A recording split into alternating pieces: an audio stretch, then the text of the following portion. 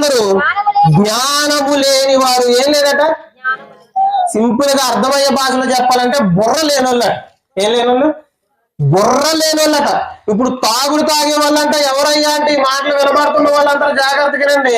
దేవాది దేవుడు చెప్తున్నాడు మీకు బుర్రలు లేవని. బుర్ర లేనోడే తాగుతాడు. ఎవరు తాగుతాడట? జ్ఞానం లేనోడే తాగుతాడు. ఇప్పుడు తాగడం ఫ్యాషన్ అయిపోలేదా? నువ్వు తాగవా, ఇంత వయసు వచ్చింది నువ్వు తాగవా అంటే తాగడం ఏమనుకుంటారు వీళ్ళు? హీరోయిజం.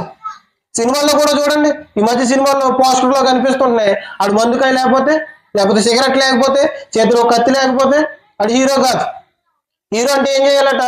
ఫుల్గా తాగాలట. హీరో అంటే ఏం చేయాలట? ఏం చేయాలి? ఎదుటి అని చంపాలట. హీరో అంటే ఏం చేయాలంటే సిగరెట్ రింగులు వదలాలట. అతనే హీరో. ఇవన్నీ చూస్తున్నారు. ఈ మందు తాగడం ఏమైపోయిందట? హీరోయిజం అయిపోయింది. 2 కిడ్నీలు కొట్టేస్తే లివర్లు పాడైపోతే అప్పుడు హీరోయిజం ఏంటో బాగా అర్థమవుతుంది. అన్ని తినేసిన తర్వాత తీసుకెళ్లి కాకినాడ ధర్మ హాస్పిటల్లో పాడేశారు అనుకోండి, ఏరియా హాస్పిటల్, పెద్ద హాస్పిటల్లో పాడేశారు అనుకోండి, అప్పుడు పట్టుకెళ్ళి ఎవరైనా గ్లాస్ తాగండి, నీకు నమస్కారం, నేను తాగనంటే తాగను. ఎందుకు తాగను? నా జీవితం ఏంటో నాకు అర్థమైపోయింది. అక్కడ దాకా వెళ్ళిన తర్వాత, చావు అంచుల దాకా వెళ్ళిన తర్వాత కాదు, దేవాతి దేవుడు ఇప్పుడే చెప్తున్నాడు, అవన్నీ విడిచిపెట్టి సరైన త్రోవలోనికి రా.